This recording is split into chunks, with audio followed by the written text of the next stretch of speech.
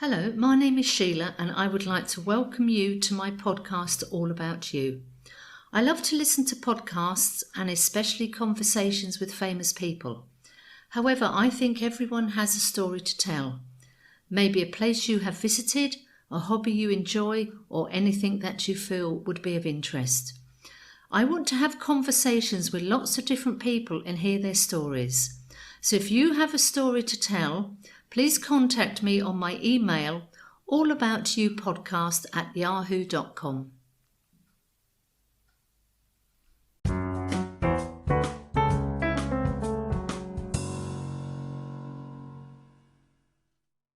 Welcome to the All About You podcast. During the pandemic, we heard a lot about self-care, but self-care should be for all of us all of the time. Looking after our physical and mental health is maybe something we don't give as much attention to as we should. So what can we do to take care of ourselves? Today, my conversation is with Cherith, who is a holistic aromatherapy massage therapist. We will talk about what self-care is, the benefits, and a little bit about different oils. So Cherith, welcome to the All About You podcast. Thank you for having me. So Cherith, how did your interest start in complementary therapies? I feel like I was always sort of interested in complementary health and medicine. Maybe because my mum was very much all for natural remedies as the first option whenever there was ever an issue with one of us in the family. You know, she'd get the tea tree out, or she always drank lots of herbal teas, things like that. But I guess it was really when I was a teenager that I started to explore things like yoga. And I've been doing yoga ever since I was 15. I immediately just fell in love with it, and it was something that I have continued to do to this day. It's something I always go back to whenever I'm suffering from any form of stress or anxiety. And after that, I guess in terms of massage, it was when I was at art college and I wasn't really enjoying my degree. And I started to think about other options in terms of career choice. And yeah, I started doing this like little course that was one day a week just for interest. It wasn't for any sort of professional qualification. The lady that ran it was very interesting. I'd describe her as a bit of a witch. She had lots of crystals. We were doing meditation. I thought she was crazy. But yeah, something just clicked in me like after the second or third week. And we learned some Indian head massage techniques, things like that. And I remember thinking to myself, you know, this really feels like me. And if I still feel the same once I finish my art degree, because I'd gone so far with it, I thought, well, there's no point in stopping now. I might as well get my degree and see how I feel. If I still feel like this and art isn't for me, then, you know, I think I'm going to train to be some sort of holistic therapist. So what did you originally want to do then when you were doing your art degree? I did a fine art degree, so I did a bit of painting, bit of photography, bit of everything really. At one point I was doing jewellery making. I think that was the problem. I couldn't really decide exactly what it was I wanted to do. I was a bit disillusioned with art college. I thought it was going to be this really cool place where it was really inspiring, but actually I found it quite restrictive. And I, again, found myself having to tick a lot of boxes that I really resented doing when I was in secondary school. So yeah, I think the commercial aspect of trying to make it as an artist didn't appeal to me, because art was something that was always very personal. I felt like I was putting my soul, you know, on a canvas, and I didn't want to always be thinking about how much money I would be making from this piece of art and thinking about that before I'd even created it. So I decided I'm going to keep art as a hobby, actually, and I think that happens to a lot of people who have gone to art college. It's not an unusual story. So now then you're working as a massage therapist. So Cherith, can you explain the different types of massage and the benefits we can get from having a massage? Yeah. Well, for me, it's all about stress release, really. Like when I was doing my training, so after art college, I found a course that I was really interested in. Met the lady who ran it, had a massage from one of the trainees, and was just blown away by how different I felt. after, I think it was actually a 2-hour massage, which is pretty Wow. epic. And I just remember being quite stressed beforehand because I was in Brighton in England. I didn't know where I was going. I was running late and arrived very flustered. And then I just floated out the door afterwards, and I literally signed up for the course there and then. I remember thinking, if I can make people feel like that, that's what I want to do. You know, it just was mind-blowing to me how different 2 hours could be, how different I felt in myself afterwards. And yeah, so I never really looked back from there. Did my first course in Brighton, which was a holistic massage and personal development diploma, so a big emphasis on self-care. We weren't actually allowed to do any sort of massage training until we had done our self-care practice in the morning. So we would do morning, which was theory and self-care, and then in the afternoons we would do the actual practical training. So the self-care part could be anything really, from yoga, tai chi. I remember one week we did Sufi whirling. We did a lot of conscious relating as well. So this was all very new to me. I'd just come over from Belfast, where like at the time, Belfast always felt like, I think it still is a little bit, like 10 years behind the rest of the UK. I always felt that disconnect from the rest of the mainland UK. I think the very first yoga class I did was in the middle of nowhere in a community centre, and now it makes me laugh because when I go home there's just yoga everywhere, but I couldn't find a yoga class near my house when I was a teenager. So yeah, this was very strange for me, as I think I was 23 at the time, which doesn't sound that young, but I guess I was young in a way. Having to do things like sitting in front of someone talking about my feelings for like 3 minutes without stopping, with no real prompts. It was very much like a stream of consciousness. So like, just say whatever comes to mind, say however you feel, whatever is going on for you right now. And this was very out there and quite hippie for me. So very challenging. And I was actually, I think, maybe one of the youngest students. A lot of the other trainees were in their 40s or 50s. So a lot of people were having like career changes, deciding to become therapists. So yeah, it was quite intense. But I was so glad that I had that training, because it stood me in really, really good stead for courses that came after. And I noticed that I seemed to have a slightly different approach to how I worked as a therapist. And because of this training, because I had a better understanding of myself, what self-care means, and that massage isn't just sort of rubbing people or like treating people as like a bag of bones and muscles. You know, there's so much more to us. We are mind, body, soul. Whether or not you're a spiritual person, I don't really think you can argue that. It's like there's more to us than a brain and a spinal cord and neurons and muscles. There's more to life than that. So we need to treat clients in that way, and we need to treat ourselves as therapists in that way as well. I think particularly through the pandemic, we are seeing an awful lot in magazines, on the television, on social media about self-care. And self-care can be many different things. Self-care to somebody is sitting on the sofa with a nice cozy blanket and a good book. Absolutely. Somebody else, it's a bath with candles and maybe a glass of wine in the bath. For somebody else, it may be doing yoga before they go to bed.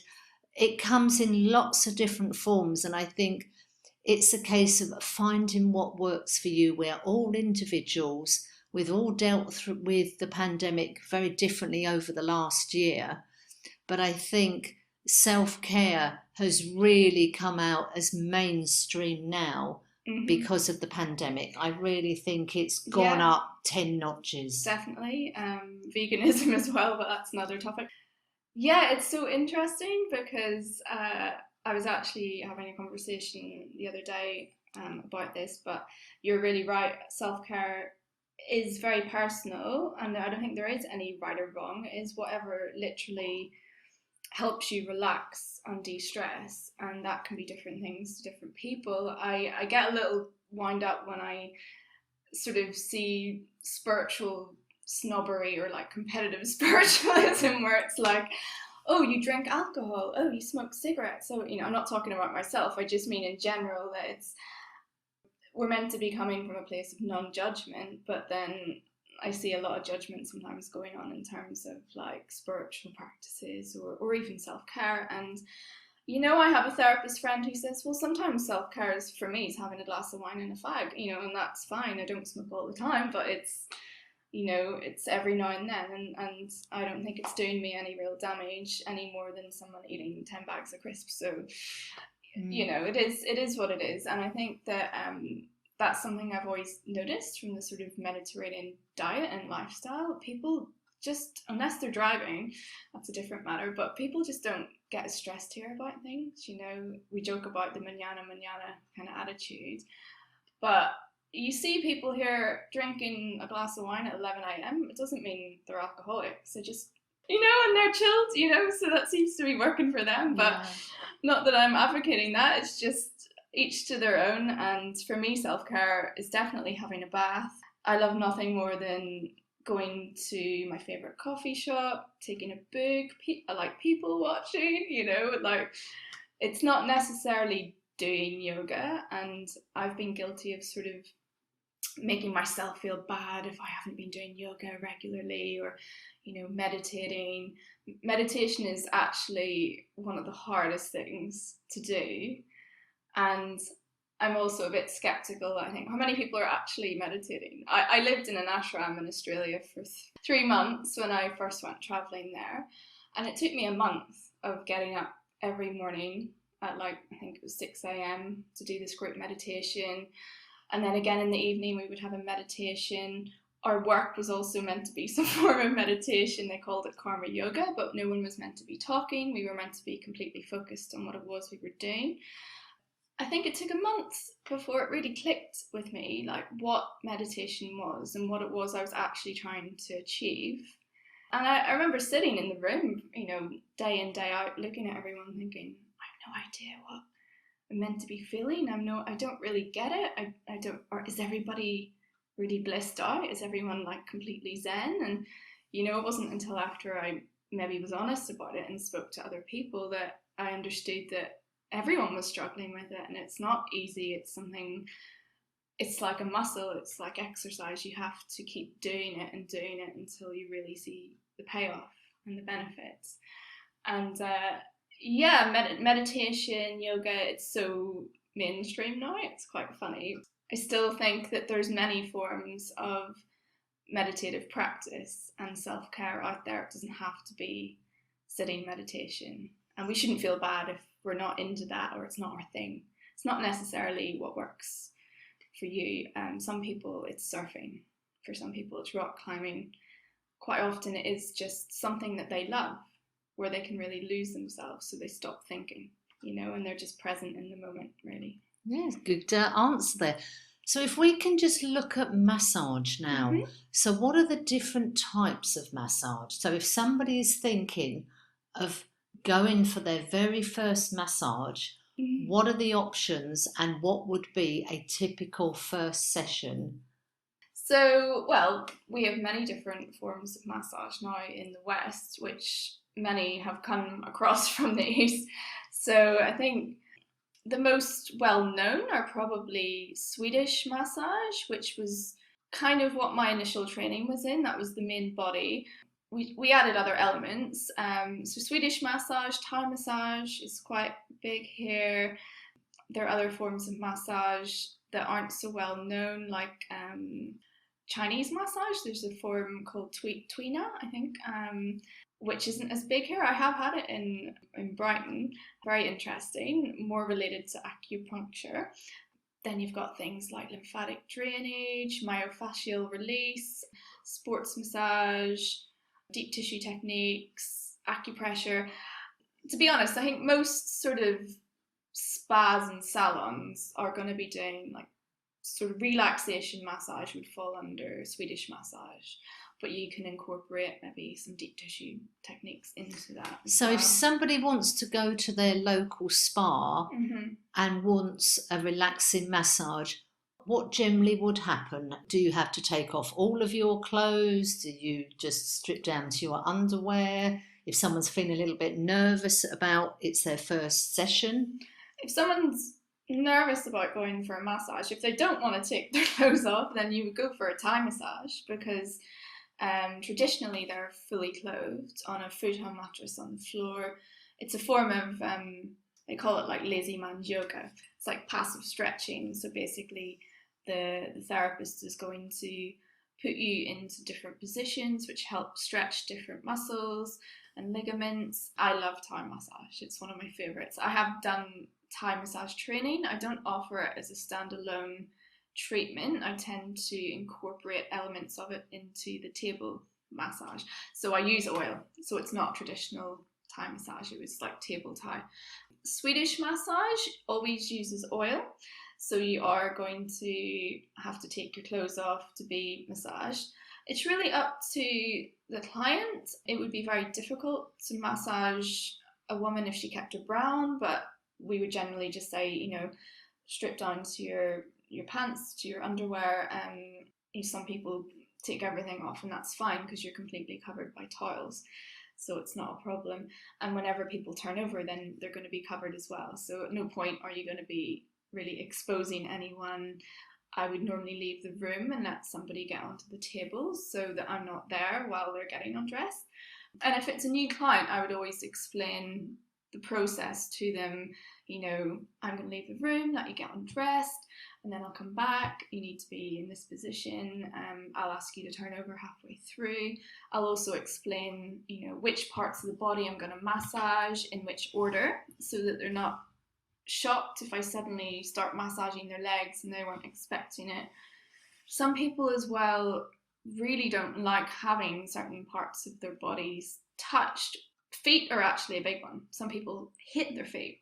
Maybe they're not very well groomed in terms of, you know, haven't had a pedicure recently. They just hate having their feet touched. They're embarrassed about their feet. So I always check, is it okay if I, you know, give you a little foot massage? How do you feel about me massaging your face? It's interesting because these are actually really intimate areas of the body, the face. To touch someone's face, like how often would a stranger touch your face? Very true. It would be weird if somebody like just started touching your face that you didn't know. Unless it's a partner, maybe a family member, but even then it would probably be weird if it wasn't your mum. So I always check, is it okay if I use a little bit of oil on your face? Would you like a head massage? Some people hate having their head massaged. I don't get it because I love it. You know, when I go to the hairdresser, it's the best bit of the whole experience is when I get a good head massage when they're washing my hair. But yeah, I always just make sure that people know what's going to happen and that they're comfortable. Also beforehand, I'll mention, you know, about things like pressure. Make sure you let me know if it's too much at any point. If you don't say anything, I basically presume it's okay, but I will check in with you like as well. I can normally tell. I'm always watching people, so like in terms of their breathing, if somebody takes a sort of sharp breath, I've obviously gone quite deep, or it's a sensitive area. So at that point I'll say, oh sorry, was that too much for you? Would you like me to back up a little bit? I can normally gauge within like 5-10 minutes once I start to work a little deeper where people are at, and then I know from the rest of the massage sort of what level to keep it at. When you go for your first massage, you will have a bit of a conversation with the therapist. And then that's the time to mention you've got a problem with your shoulder, maybe you're having treatment with it. You don't like your feet being touched, you'd rather keep your underwear on. So it really is a dialogue between the client and the therapist to make sure that the therapist gets all the information she needs to give the client the best possible experience. You couldn't have put it better, but I have had some really awful massages, and mainly because there's not been a conversation. I've literally gone in and they've been like, get on the table, and I'm like, hang on a minute, I've got a shoulder injury. By the way, I'm menstruating, so please don't touch my stomach. You know, different things and they're really important. Like, it should be the first question. Do you have any injuries? Have you got any allergies? Do you have any chronic illness? Are you pregnant, for example? Have you just had a baby? Yeah, absolutely. But these are all things that are very, very important for the therapist to know, so that they can avoid these areas, or maybe a lighter pressure example. So the number one piece of advice you're giving is do make sure you have this conversation with the therapist before you even get on that bed. And don't be shy about it. You know, all for being forthright in terms of like, I will speak up and say, I don't normally tell people I'm a therapist because it can feel a bit awkward if you're going for a treatment and it's, I don't know, I don't want them to feel uncomfortable, like I'm judging them in that regard. But little things make all the difference. Like, I'm a bit cold, I could do with the heating turned up a bit, or another blanket over me, or whatever. Like, it's little things that make it extra special or can really taint it. And I think it's important, if you aren't comfortable, to say something, because really it's your massage and you're entitled to speak up. And I'm always shocked. I always wait for a recommendation now from somebody, because it's very hit and miss, I find. It's a bit like getting recommended a hairdresser, things like that, kind of personal care. You want to make sure that you're going to the right person. What would be the benefit to the client of a relaxing massage? I mean, what can they expect to feel during and after? I mean, lots of people seem to think whenever you have a massage, you're going to be on the toilet for the next 24 hours when all the toxins are just pouring out of your body. That's one I always tend to hear when I have a conversation with someone about massage. It's really okay. It can. Normally, you do end up needing to use the bathroom a little bit more, just in terms of urination. Massage actually speeds up your metabolism slightly. I'm not saying that you're going to lose weight. I just mean, for I don't know how many hours during and after, your metabolic processes have sped up. So that means that you are going to be excreting toxins through your system. So yeah, a lot of people will actually sometimes, if it's a long treatment, say, oh, when I ask them to turn over, do you mind if I just nip to the toilet? Oh, I don't know why I need to wait. Because it's already started to happen. Yeah.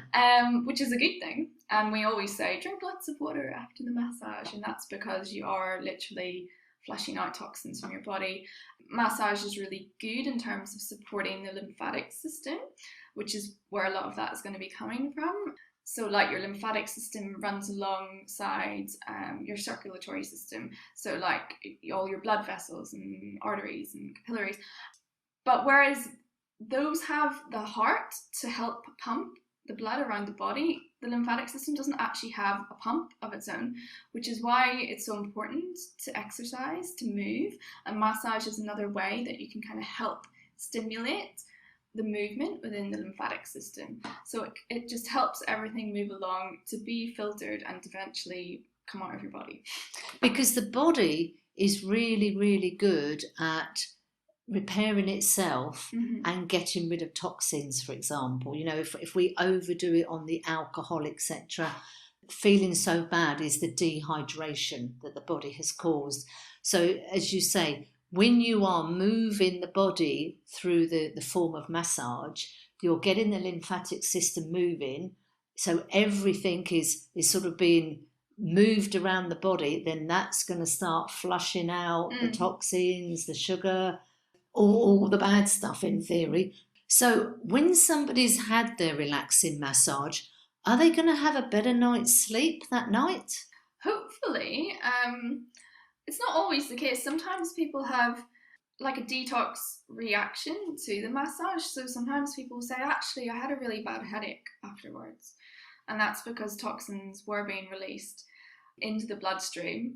So everything's sort of like picking up the garbage to then excrete it. So at that moment, there was quite a lot of toxins floating around, circulating, causing the headache. But then later it went, and then I felt great. But I never really promise people how exactly they're going to feel immediately after, because some people get like very tired, for example, and need to go home and have a little siesta. I would always recommend that people don't plan too much afterwards. Like, if I'm going to have a massage, that's my relaxation day. Like, I will block out the whole day if I can, and especially like at least 3 to 5 hours afterwards, I'll be like, I might feel really tired, I might not feel very sociable, I'm not sure how I'm going to react. Sometimes it gives you lots of energy and you feel very like perky and really happy and really sociable.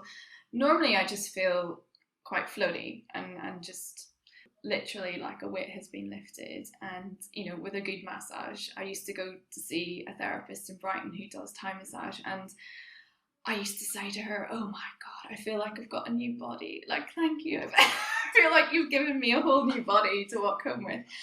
You can feel a little achy, especially the next day, a bit like when you've exercised. If it's been quite a deep massage, if there's been deep tissue work, then you might expect to not necessarily have bruises, but to feel like you've had a massage. But again, that should pass, and then you should feel a little looser, a little more limber. Hopefully your energy levels will pick up as well. Yeah, hopefully a good night's sleep, but I'm not going to promise that. So really then, if you are going to experience a massage session, what you don't want to do is to squeeze it in from one meeting, then I've got my massage, then I'm having lunch, and then I'm off to another meeting. You want to try and make it at the end of the day or maybe in the evening, where you can literally just go home, relax, put on your pajamas, maybe just chill out and read a book and really enjoy that experience. Make the massage as the first point, and then if you possibly can, arrange with your family that when you come home, you're just going to try and keep things, you know, nice and calm, maybe have a lighter evening meal than you would do normally, have an early night, and just try and extend that whole experience. So the massage is the starting point, but after that, plenty of water, keep yourself hydrated, and then really extend that into the evening if you can. So try and organise a massage maybe when you've got a light day ahead, or try and organise the massage for the end of the day or early evening. Mm-hmm. A lot of people do come after work because they don't want to be doing it in the middle of the day or weekends. You know, I get a lot of people Friday evenings or Saturday daytime. I basically have to work when everyone else is not working, but I don't mind. It's fine as long as I have like one day off at the weekend. Yeah, completely. I mean, that's all part of the self-care package, really, that I would say it's kind of silly to spend that money and go for a treatment and then just undo all the good work that I might have done by putting yourself in a stressful situation. And that's something I meant to mention, was just about the stress response in the body. And massage is brilliant for helping your autonomic nervous system switch from fight or flight, which we know is the stress response, to rest and digest, which is where you want to be whenever you're repairing, to get your energy levels up again, to be able to cope with the stressful periods in our life that we have no choice, we have to deal with it, you know. And I see a lot of stress nowadays. It's very hard for people to switch off. Everything's go, go, go, social media, meetings, you know, everybody knows where you are. If you haven't responded within like, you know, a couple of hours, they think something's wrong. So it's very hard for people to really switch off. And I think that it's important to do that and to block out those times at least once a week if you can. I know it's really hard for people who have families, who have young children, or who may be single parents, you know, it's nearly impossible. But obviously still do what you can, whether that's just not looking at your phone for 2 or 3 hours in the evening and just being with your kids, or, you know, getting a good friend to babysit so that you can have some time for you. I think it's so important. Yeah, and it's really harmful for us not to give our nervous system a break. You know, it can lead to all sorts of issues later in life. You know, short term it's fine, it's necessary, it can actually improve performance, but long term it leads to things like heart attacks, strokes, heart disease, you know, like heart problems, like diabetes even, like it messes with your insulin levels. So I don't think people are necessarily as aware of that. I feel like because I've studied massage and nutrition, and both courses involved quite a long periods of learning the anatomy and physiology of the body, I really got a good understanding of what was going on. in terms of the nervous system and the domino effect within the body. And also, one thing I didn't realise was all the different forms of stressors. So stress isn't just, I don't know, your boss having to go at you and having a big workload. Stress can be drinking too much coffee. It can be exercising too much. It can be lots of things, like being in a noisy environment. Social gatherings are stressful to some degree. You're on high alert. You're having to engage. There's a lot of different noises and sounds going on around you, and your brain needs to focus and to be able to have that conversation with whoever's in front of you. This is a stressful situation, like I'm in fight or flight right now because I'm being recorded for a podcast. I've had a coffee, so I need to make sure that I spend some time later on relaxing to sort of counteract the stressful periods that I've had during the day. So yeah, it's really interesting. Massage is just another tool that you can use to help you repair that part of your body through calming the nervous system. Obviously, things like yoga are really good. Like whatever relaxes you. That could be having a glass of wine and watching television. Unless you're watching some crazy, action movie, which is actually another stressor. If you were to watch some very action-packed movie late at night and then go to bed straight afterwards, a lot of people would find it very hard to sleep because your nervous system has been fired up just watching it. It's made to feel like you're there, so your body will have been reacting to that the whole time. If you look at animals, look how animals are if there's fireworks, noises going on outside. Look at a cat whenever it gets approached by a dog, immediate stress response. I mean, that's why we have it. It was for us, thousands of years ago, to be able to escape from the dinosaur, the tiger, whatever. It was for our protection, but we don't need it anymore. We don't need it in the same way, not to the same extent. So we're actually just really stressing our adrenal glands. So I think our conversation with self-care, we've covered massage, we've covered technology, we've covered sleep, hydrating. So any words of wisdom or advice before we finish the podcast? Do what makes you happy, but I guess you got to know yourself to know what does make you happy. So self-care is a very personal thing, but like I said, you do have to know yourself, really know yourself, to know what is good for you. Because some people might think that going out and getting absolutely wrecked at the weekend with their friends is self-care, but how good are they feeling the next day? Are they really happy? Did that make them happy? Or is that just covering up something else that's going on underneath it? One thing that I have really discovered and I personally use is the power of journaling. Particularly if I've had a stressful day or something has gone wrong or something has upset me. If I just sit and scribble, don't worry about the handwriting, the grammar, just scribble, use a crayon for all purposes. Get it down on paper so that it gets it out of your brain. And basically, he said, she said, I felt like this, then this happened, she said, I said, da da da. And getting it out on paper gets it out of your brain, because if we just sit and let it marinate through our brain, oh, I wish I'd said that, and why did she say that, and oh, if he hadn't said that, and we just make the whole situation worse.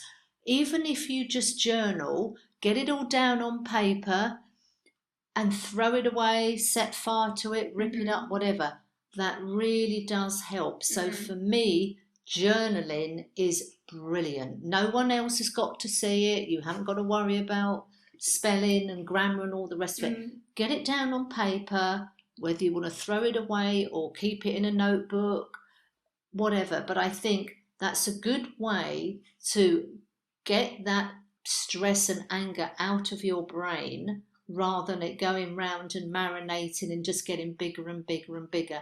And I think through journaling, we also get to know ourselves. And I think that is a very, very valid point. getting to know yourself and what works for you in respect to self-care. Yeah, I used to journal a lot as well. It was interesting reading them back and actually spotting patterns, you know, thought patterns, behaviour patterns. And I remember reading some of them and thinking, oh my God, this is embarrassing, and burning them, because I was like, it was very therapeutic to get it out, but I also was almost ashamed that I hadn't learnt from my past, you know, that I was still repeating the same patterns and mistakes. But they're really hard to break sometimes. But that's the whole point though, isn't it? You could see a pattern. It could be a pattern of events. It could be a particular person is always coming up in this stressful scenario. Or a particular, you're attracted to this type of person. Absolutely. You know, you have basically the same relationship but with different people. Yeah, so you're repeating the same over and over again. Absolutely. So I think journaling. Cherith, it's been fascinating. Sorry, I feel like I went off on tangents. No, not at all. That's the beauty of these podcasts. You never know where they're going to go. So, Cherith, you are based in Valencia, and we do have quite a few people who listen to the podcast who are in Valencia. So where can people get in touch with you if they want to have a chat to you about massage, if they want to book a session with you? So I've got a website, which is www.aromasoul.org.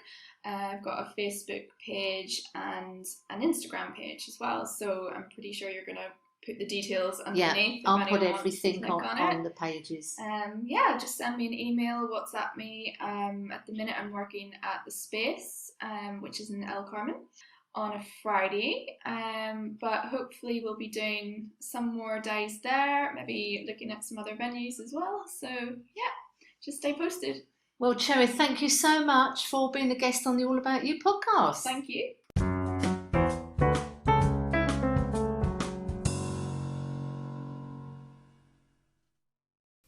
I hope you have enjoyed the conversation. Don't forget, if you have a story you would like to tell, please get in touch. My email address is allaboutyoupodcast@yahoo.com, and thank you for listening.